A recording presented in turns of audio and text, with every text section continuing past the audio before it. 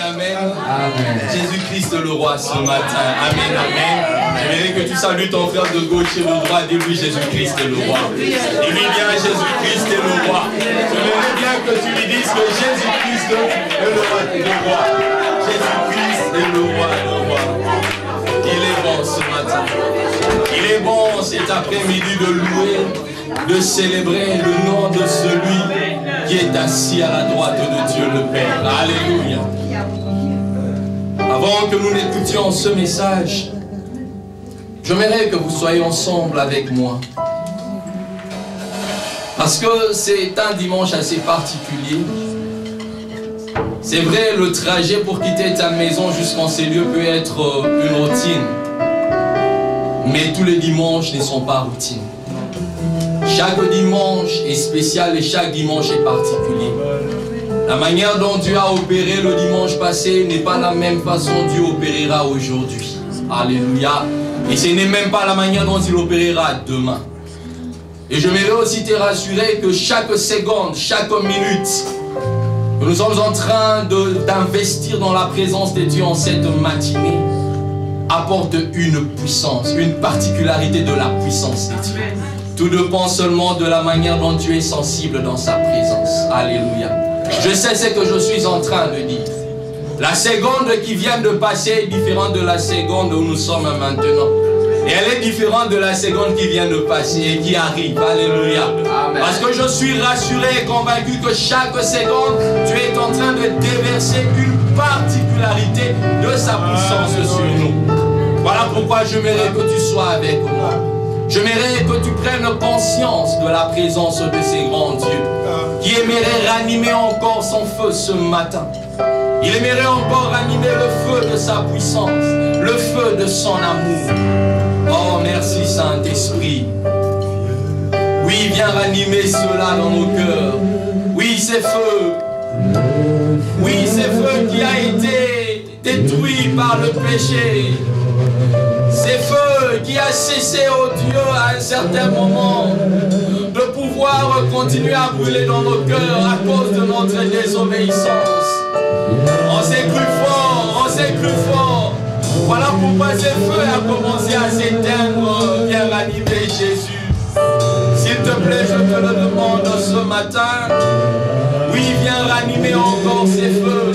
De la même manière que sans feu, on ne peut pas préparer. Ce matin, j'aimerais dire à quelqu'un, sans le feu de l'Esprit, il nous serait impossible d'apporter cette parole. Sans le feu de l'Esprit, nous serons incapables de pouvoir nous aimer les uns les autres. Oui, Seigneur, s'il te plaît, viens. Oui, viens ranimer ta présence et ranime ton feu, s'il te plaît, Jésus. Je t'en supplie de tout mon cœur. Oui, je t'en supplie ce matin. Tu as ranimé le feu d'amour dans les cœurs de Pierre. Alors que Pierre, qui était pécheur, à un certain moment, il a abandonné ton amour. Mais quand tu l'as rencontré, oh Dieu, tu as ranimé encore ces feux d'amour. Oui, plusieurs ont perdu le feu de la méditation. Ils ont perdu le feu de la prière. Voilà pourquoi nous voulons réellement que tu ranime encore ce matin. Je t'en supplie, ranime encore. Ranime la vie de prière en nous. Ranime, oh Dieu, Yahweh, Papa, la vie de la méditation. Ranime le pardon dans nos cœurs. Ranime l'humilité, Jésus. S'il te plaît, je t'en supplie ce matin. Viens ranimer, oh Dieu, le sel pour ta maison. Il est dit le sel pour ta maison me dévore. Voilà pourquoi viens ranimer encore, viens ranimer Jésus. Oui, viens ranimer, oh Dieu, la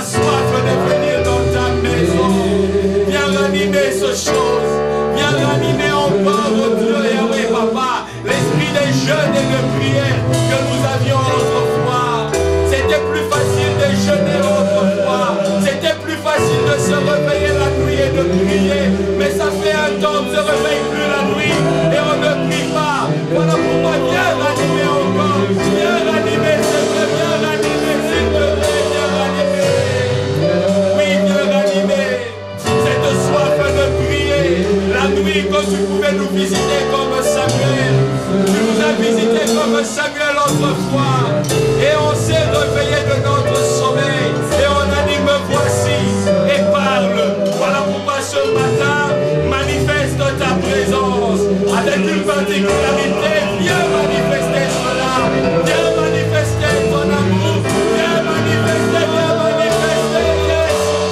Manifeste ta présence, envoie-moi. Oui Seigneur, s'il te plaît. Oui, surprends-moi Jésus. Oui, manifeste encore ta présence. Manifeste. Oui, écomme-moi de ta présence. Oui, reviens-moi Jésus.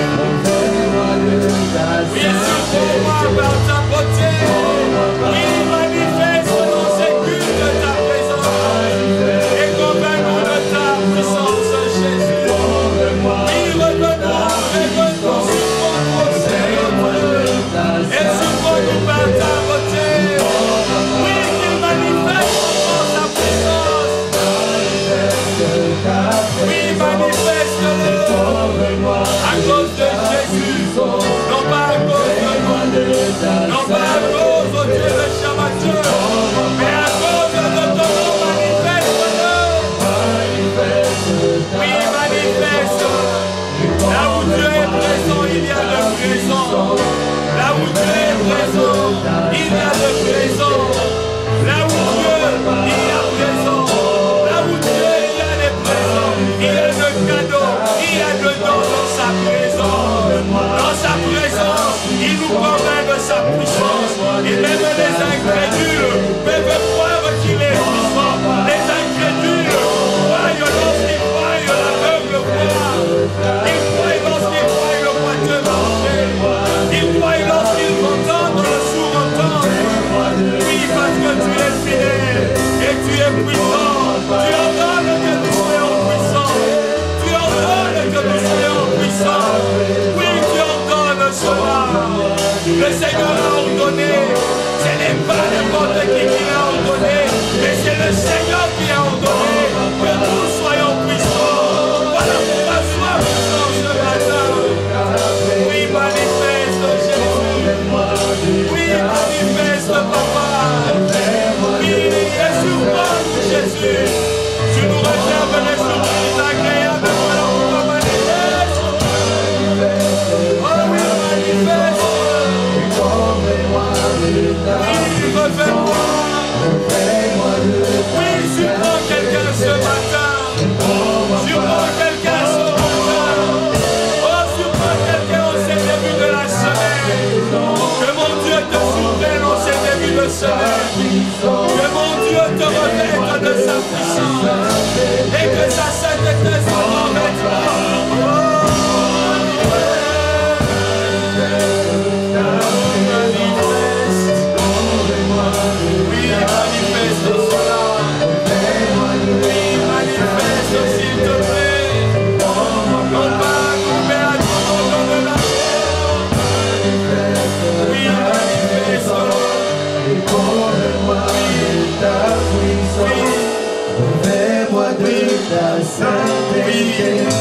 Surprends-moi par ta manifeste, manifeste ta présence.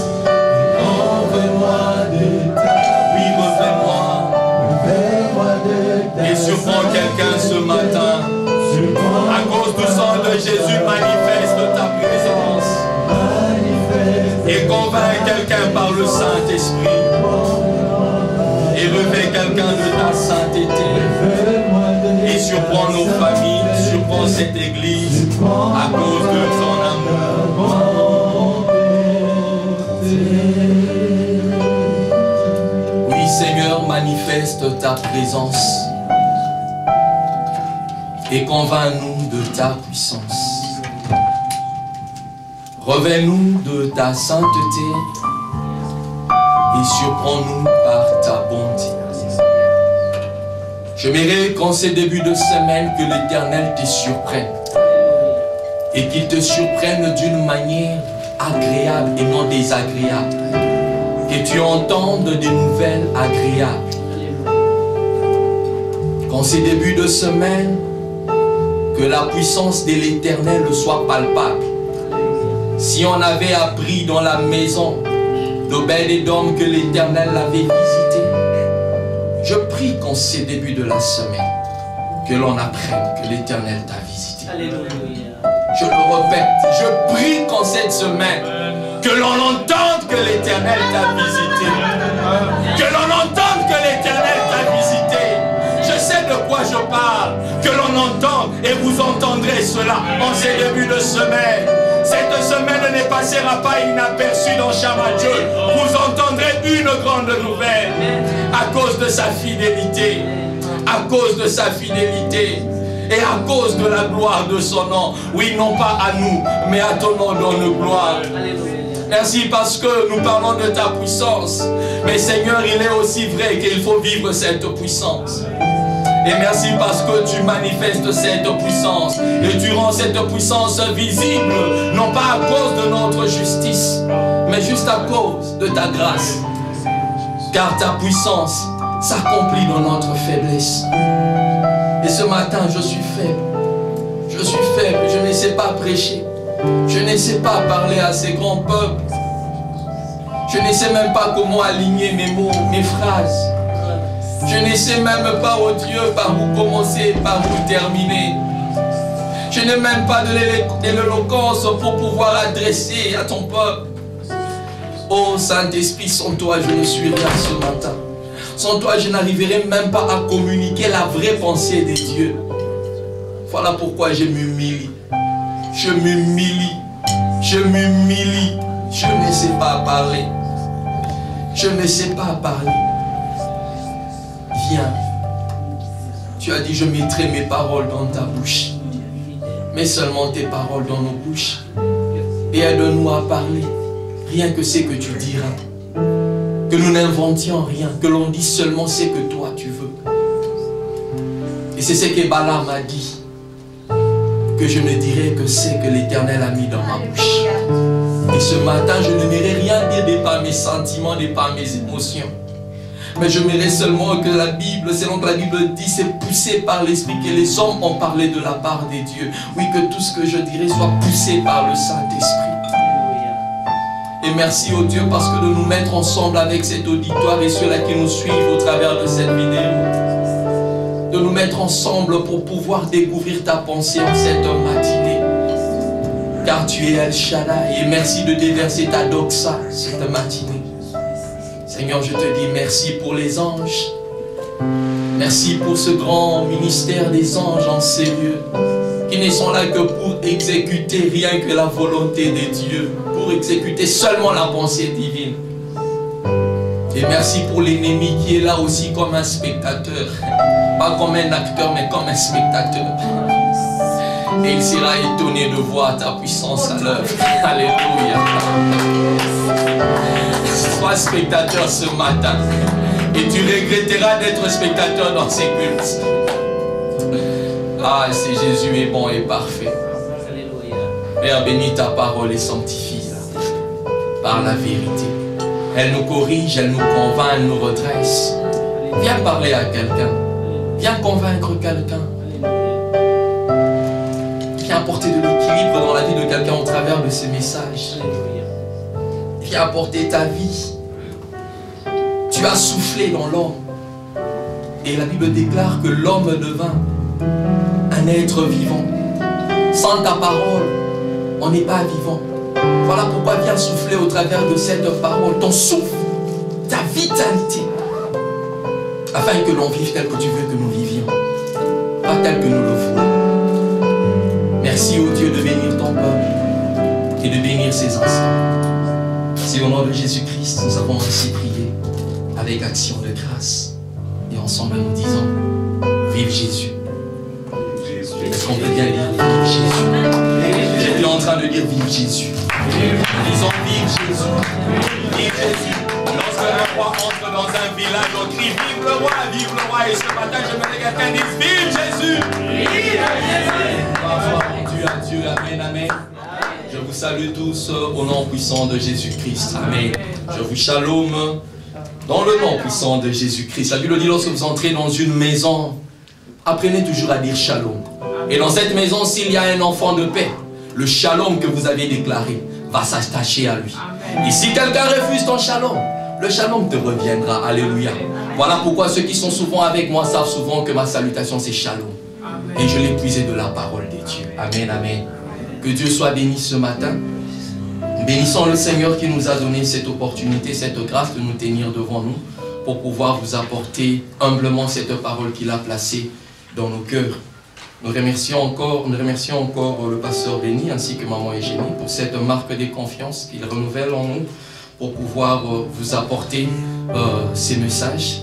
Et je serais aussi un peu méchant si je ne vous transmettais pas les salutations de mon épouse. Elle vous aime bien et mon épouse Rachel vous a salué dans le nom puissant de Jésus-Christ. Et très bientôt elle sera de nôtre. Alléluia. Le pasteur a toujours dit c'est bien de ministrer hein, quand on est à côté. Amen. Voilà pourquoi je prie que même pour les chants, il faut chanter avec quelqu'un. Amen. Amen, amen. Même quand il faut jouer au synthé, vous jouez à deux. Vous jouez à gauche, à droite. Alléluia. Que le nom de Jésus soit béni. Depuis le dimanche passé, nous avions eu à parler avec le pasteur et on s'est rendu compte combien le Seigneur est en train de connecter nos pensées. Le Seigneur est en train de connecter vraiment en tout cas nos idées par rapport à ce message sur la puissance. Et je vous assure que ce message ou encore cette vision de l'année, c'est vraiment une très grande vision Église de Dieu. Et tout dépend seulement de la manière dont tu vas devoir emmagasiner et libérer cette puissance. Alléluia. Le problème, c'est que tu seras incapable de libérer tant que tu n'as pas encore emmagasiné. Le vrai problème, c'est savoir emmagasiner Église de Dieu.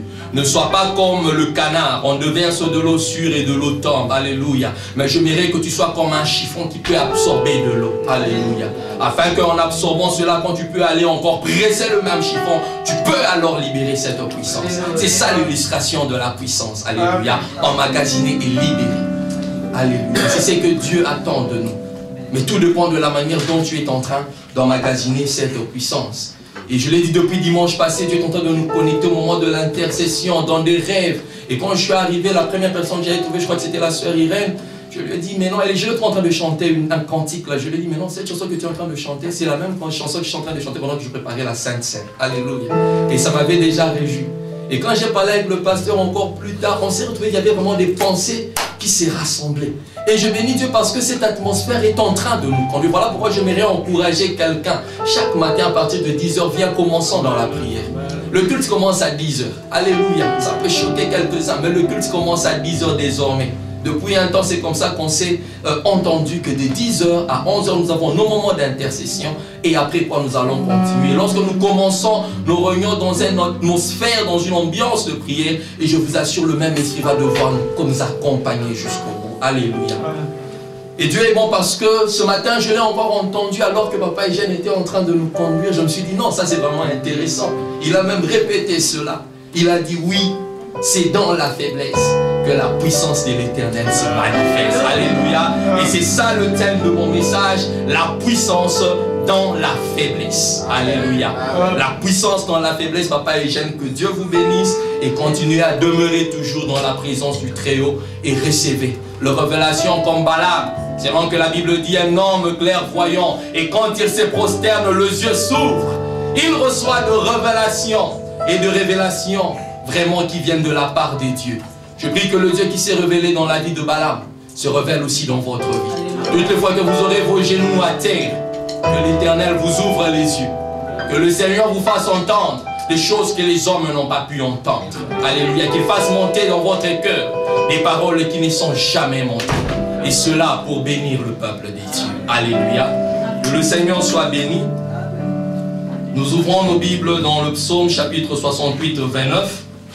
Qui est notre texte de base. L'Éternel, ton Dieu, ordonne que tu sois puissant. Alléluia. L'Éternel, ton Dieu, ordonne. C'est un ordre qu'il a donné, que nous soyons puissants. Nous ouvrons notre texte de ce matin, 2 Corinthiens, le chapitre 12, le verset 1er jusqu'à 10. Et nous lirons aussi 1 Corinthiens, le chapitre 1er, le verset 27 jusqu'à 29. Nous lirons aussi Jean le chapitre 1er, le verset 35 à 37, je me répète. 2 Corinthiens le chapitre 12, le verset 1er jusqu'au verset 10. 1 Corinthiens, le chapitre 1er, le verset 27 à 29. Et le frère Elie va nous lire Jean, le chapitre 1er, le verset 35 à 37. J'aimerais chercher quelqu'un qui n'a pas une Bible et je veux lui demander de lire. Alléluia. Je cherche qui n'a pas une Bible, je veux lui demander de lire. C'est très important d'avoir une Bible toujours quand on vient dans la présence de Dieu. Nous lisons 2 Corinthiens, le chapitre 12, dans le nom puissant de Jésus-Christ. Les Écritures nous disent ceci. Il faut se glorifier. Cela n'est pas bon. J'en viendrai néanmoins à des visions et à des révélations du Seigneur. 2. Je connais un homme en Christ. C'est Paul qui parle de lui-même. Qui fut il y a 14 ans ravi jusqu'au 3e ciel. Si ce fut dans son corps, je ne sais. Si ce fut hors de son corps, je ne sais. Dieu le sait. Et je sais que cet homme, si ce fut dans son corps ou dans, je ne sais pas, sans son corps, je ne sais pas non plus, c'est ce que les Écritures disent. Donc c'est un peu compliqué d'expliquer. Seul Dieu le sait. Fut enlevé dans le paradis et qu'il entendit des paroles ineffables, des paroles qui n'est pas permis à un homme d'exprimer. Je me glorifierai d'un tel homme, mais de moi-même je ne me glorifierai pas, sinon de mes infirmités. Si je voulais me glorifier, je ne serais pas un insensé, car je dirais seulement la vérité. Mais je m'en abstiens afin que personne n'ait à mon sujet une opinion supérieure à ce qu'il voit en moi ou à ce qu'il entend de moi. Et pour que je ne sois pas enflé d'orgueil, à cause de l'excellence de ces révélations, il m'a été mis une écharpe dans la chair, un ange de Satan pour me souffleter et m'empêcher de m'enorgueillir.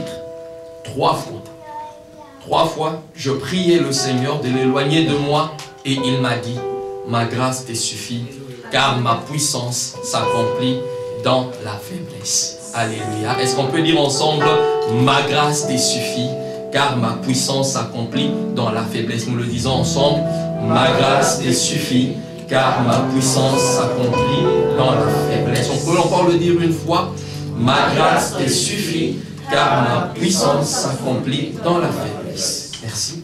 Je me glorifierai donc plus volontiers de mes faiblesses, afin que la puissance de Christ repose en moi.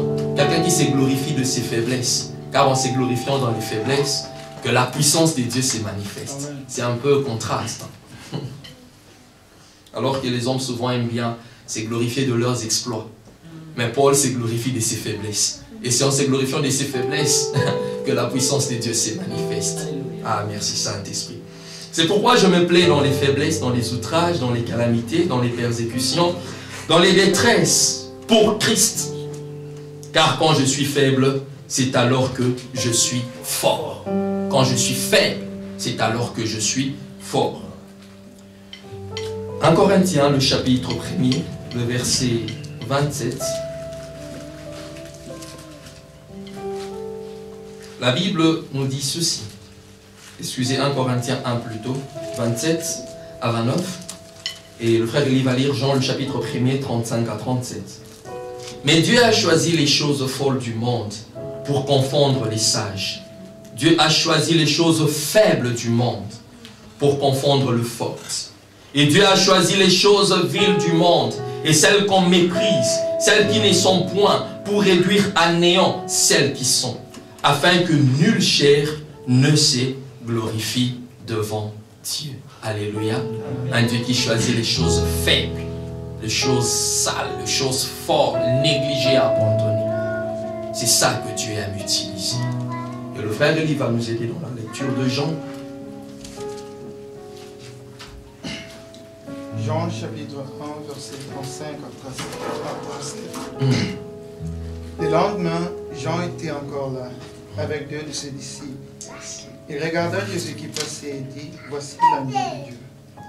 Les 2 disciples entendirent ces paroles et suivirent Jésus.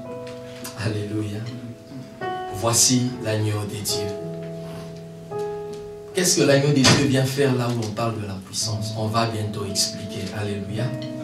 Église de Dieu, le Seigneur m'a donné une image autre de la puissance.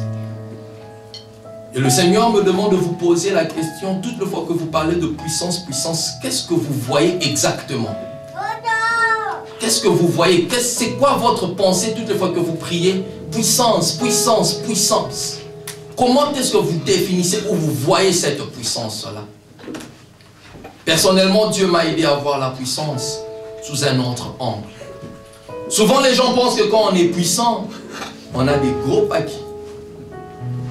Moi, néanmoins, en tout cas, j'ai divorcé avec le fer. Hein. En tout cas, c'est pas mon genre. Je vous assure, c'est pas mon genre. Il faut être un peu... À l'église, je ne vois pas vraiment quelqu'un de ces gens-là, un peu le frère Cédric. Hein. Ajoute encore, frère, c'est important.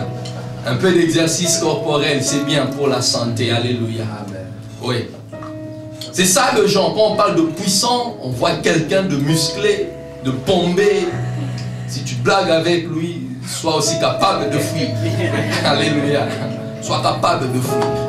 Et surtout, je passe une histoire. Alors que nous grandissions, j'ai commis une grosse bêtise d'être amoureux de l'une des filles du porte-parole du président Mobutu, le professeur Kabuya Lumumba. Nous marchions ensemble avec la fille. Et il avait un de ses oncles.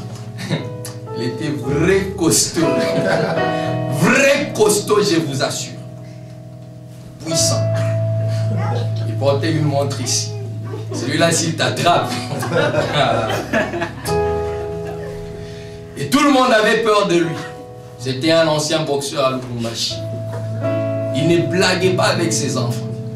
Il ne blaguait pas. Aujourd'hui, il y a certains enfants dont leurs pères sont trop cléments, gentils. Mais celui-là, je ne vous ai pas les détails, mais je vous informe seulement que la peur fait pour pousser des ailes.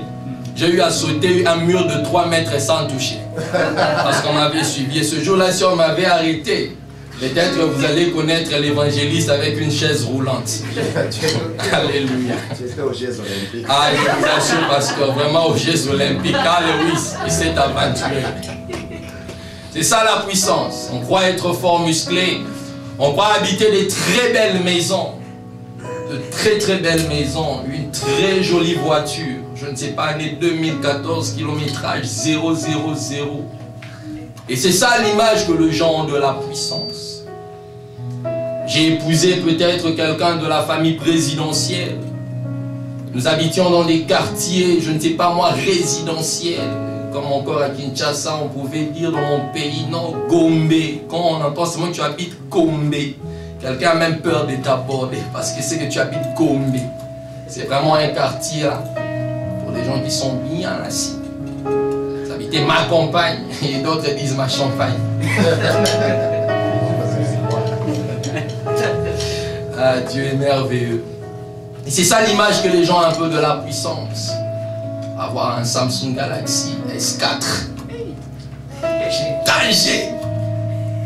Ça m'attend.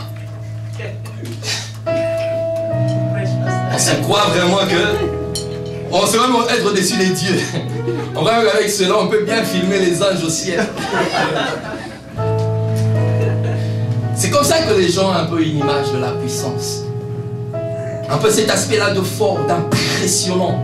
Il est impressionné. Mais Dieu a eu à bouleverser ma pensée sur la puissance. Il m'a fait voir la puissance, ce n'est pas tout ce qui éclate, tout ce qui a un éclat. Non. Du reste, tout ce qui brille n'est pas de l'or. Le Seigneur m'a fait comprendre que la vraie puissance se cache dans la faiblesse. La vraie puissance se cache dans les choses humbles. La vraie puissance se cache dans les choses ou dans les hommes que l'on rejette, que l'on néglige, que l'on méprise, que l'on insulte, que l'on persécute, que l'on suppose comme de vauriens, de gens que la société rejette, que l'on disqualifie seulement parce qu'on t'a regardé. Toi là tu mérites même pas, on te disqualifie. Tu n'as même pas parlé, mais on te disqualifie déjà. C'est ça. Je connais encore une histoire dans ma cité. C'était une famille de très belles filles. C'était vraiment la cité de très belles filles. Et il y avait vraiment des visages à peu préistes, des visages parfaits, des visages, vous connaissez de quoi je parlais.